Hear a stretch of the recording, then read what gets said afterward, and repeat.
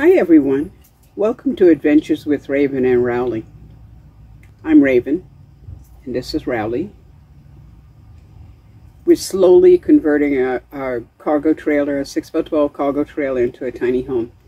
For the past 5 years, we've lived in an RV full-time. Last week I talked about what I instituted for security, safety, and emergencies. This week I will talk about the new stuff that happened this week, stuff that I learned about, stuff that I tried. If you're curious, please join us on this journey and continue to watch. Oh.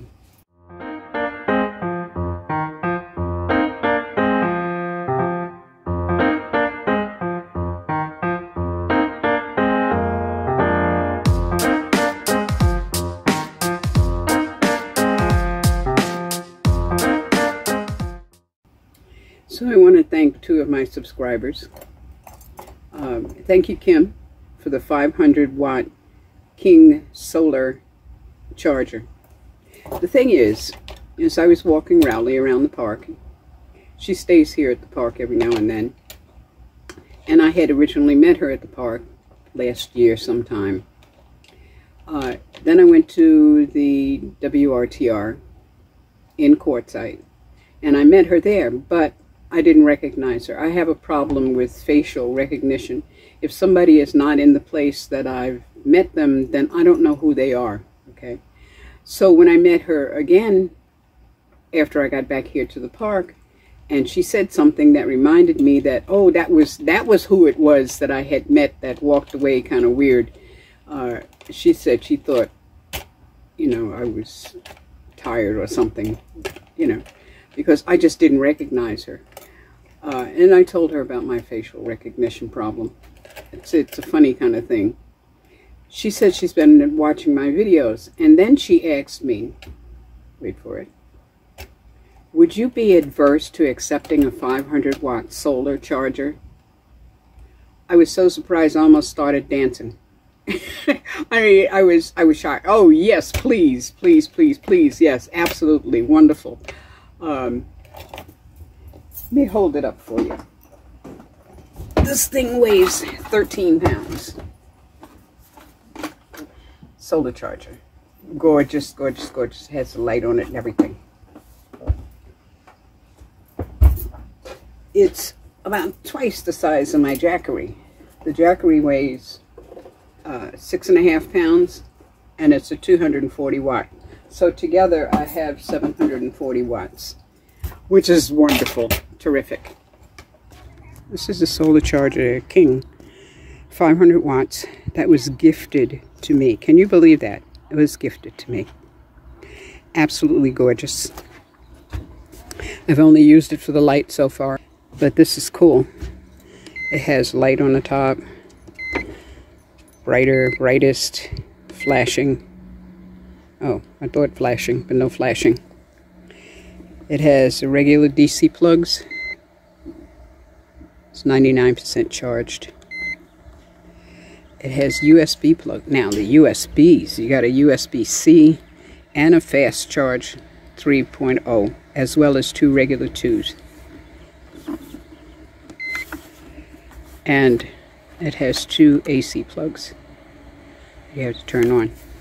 This is really cool. It's exactly what I needed for right now. I mean, if I had a little fridge, it could run a little fridge. You know, that would be cool. But it's enough. It's more than enough for me for right now. Excellent, excellent, excellent gift. Thank you, Kim. So, thank you, Kim. It is greatly appreciated. Okay. And then there's Axe. Axe's dog is Max. I think Kim's dog is Sky or Skylar. I'm not sure. I have a hard time with names too. Anyway, thanks, Axe. He gave me a 16-gallon water tank. You know, I was excited to accept it. I said, oh yeah, I'll take it. Yeah, sure, for sure. He said, only a boondocker like us could get excited over a water tank, you know. He's right. Thanks, Axe. I saw an idea on YouTube that had just never put together before, to keep myself cool in the desert in the summertime. And it's a swamp cooler. Now, I had made a video last summer about how to keep cool. Of course, I was inside my trailer where I have air conditioner, you know, and really didn't think of it too much. I was thinking more of it as a humidifier for the room because I get dry sinuses, you know. Comes with the territory of my age, you know. Anyway, but I could have actually hooked a fan up to the solar charger and create a swamp cooler out of it. So considering that the cargo trailer is only 6 by 12, there's a real possibility that that might give a feeling of being a lot cooler. Although I know that it doesn't really change the temperature in a room, but it's like walking through a mist when you're outside and you feel so much cooler all of a sudden, you know. There's a link to the video on how to create your DIY swamp cooler from a 5-gallon bucket below. This week, I installed safety latches on the barn doors. Now the thing is that I didn't want to get locked into the trailer from the outside. I wanted to be able to unlock that latch, that trailer latch on the back, and hold it in a secure position so that nobody could close it and lock me in. But at the same time, I wanted to be inside and be able to get out fast in an emergency, which I had a lot of thought about when I went to the RTR and locked myself into the trailer, you know. This is the back of the trailer, and this is what I've done for security. Notice that the main lock is locked, and then there's a latch to the left. I'm going to open that latch. So I switched the latch from this side to that side. Now I lock this open like this for at night. So when I'm inside, I can lock it from the inside. Right now, where I'm unbalanced, so it's going to open. But on the inside here, I have it, I don't know if you can see that, I have it latched so that this door can't open unless I release it on the inside. This is from the inside, that nice screened area. That would be so beautiful at night out in the middle of nowhere. Now if you can see that, there's a little latch up there. I'm going to climb up here and see if I can't close this door. Okay, you see that latch right there? It is not staying closed over here. See, it wants to keep popping out. I have to figure that out, what to do about that. I don't know if it's because there's too much fabric here or what, but it's not staying closed. It will stay. It stays on the latch. So if anybody pulls this, will it open? No, it won't open. But if I need to get out in a hurry, I just need to unlatch that and get out. So I'll figure out what to do about bringing it a little bit closer. But I think there's too much fabric there. So either I'm going to have to cut that off or something.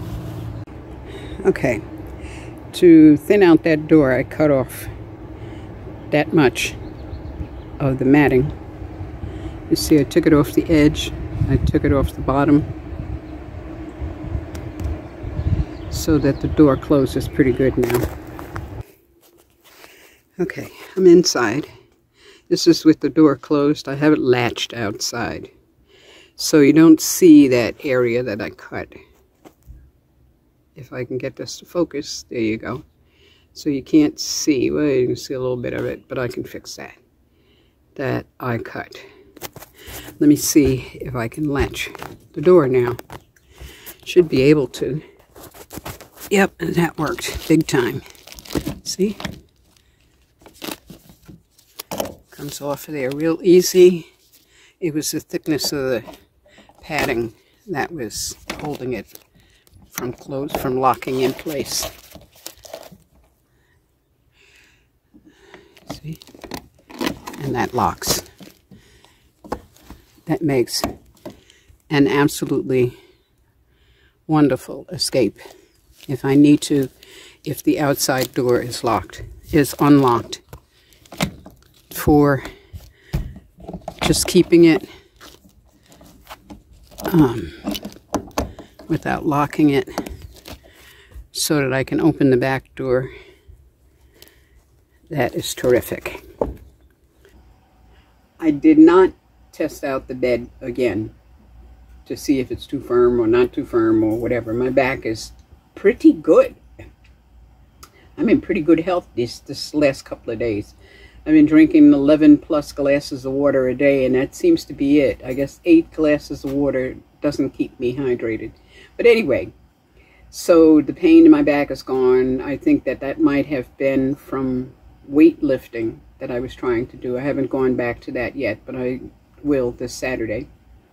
And I think that was bad form. And I think that also that my back problem a couple of weeks ago was a combination of things in a perfect storm, you know. But anyway, so I haven't tested out the bed again. But then again, I didn't want to test the bed out again without being able to get out of it, because I'd have to lock myself in there. And I've been having problems with the front door locks. Sometimes it turns, sometimes it doesn't. Not from the inside. So far it's been fine, but with the key, it sometimes turns and sometimes doesn't. I don't want to get locked in there, okay?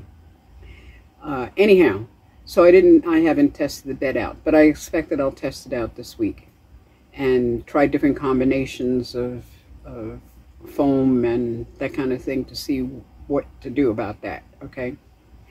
But I did get the latches fixed, the last of the problem with the latches fixed today. Okay. 2 videos ago I mentioned that I had to do something about that garbage can. Well, this is what I did. Okay.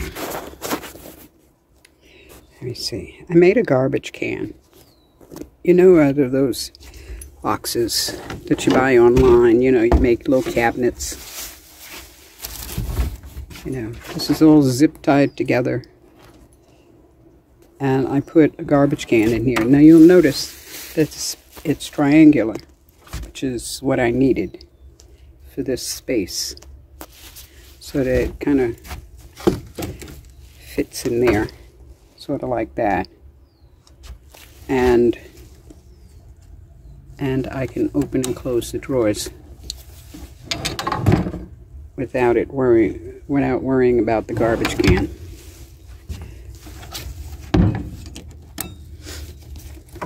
Probably should secure it so it doesn't tip over while I'm driving or something, you know? Yeah, I think I should. Okay. And what I did about a dog latch so that I could hook Rowley to something so he doesn't go running wild out in the road with no leash. And my problem with the electric socket plug extension cord. And then there's the dog latch. I needed some kind of latch. I was going to put a big eye over here, but I've got 4 of these things and no reason to have any of them. So I put one of them here just so that I could have something to hook Rowley's leash to. I put that up there to hang his leashes on and things like that, and it's hooked over the beam, so it's not going anywhere. It's not coming down or anything. Now my problem is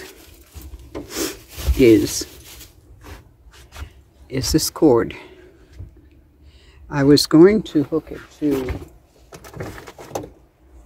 this thing, but it hangs upside down, in that to be right side up, the cord has to come out of the top. I need it to come out of the bottom. Okay, like that, so that it can hook into that.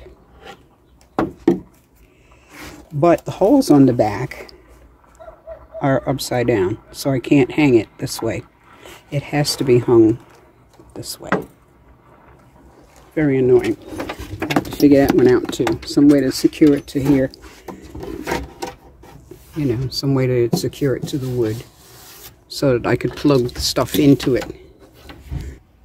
I want to thank Lucretia from Burning Up the Roads for pointing out the dresser height compared to a counter. It's 6 inches, the dresser height is 6 inches lower than a standard kitchen cabinet height. Okay. I was thinking about making a 6-inch shelf above the kitchen dresser and maybe drop in a sink to it and use the space underneath it for a cubby. And then I was thinking of maybe doing a split, you know, put one on one side of the dresser, one on the other side of the dresser, put the stove in the middle, and have them 6 inches above the dresser. But I don't like the look of that in my mind's eye. And I don't really want to cover up the top of the wood on the dresser. And I realized that my camping table is the same height, and I didn't have any problem using the stove on that. Although I didn't use the table for preparing vegetables or preparing food. I used the counter that was built into the cargo trailer before I ripped it out, which is probably about kitchen counter height. So I was thinking of getting a bed table and then just storing it away when I don't need it. And I can use it when and if I want it to need it for, you know, if I want to cut up vegetables. Of course, I could always sit down. I have a foldable table tucked away, so I can use that instead. And then there's the Rowley report. This is what it looks like with the Rowley. Rowley learned how to back out of his harness today. So I've had to hook to his collar because the collar is too tight for him to back out of. I mean, I can put 2-3 fingers underneath his collar, but he is just getting too damn smart for his own good. You know what I mean? Right, Rowley? Right, boy? Yes, you're a good boy. Yeah, you can come up here.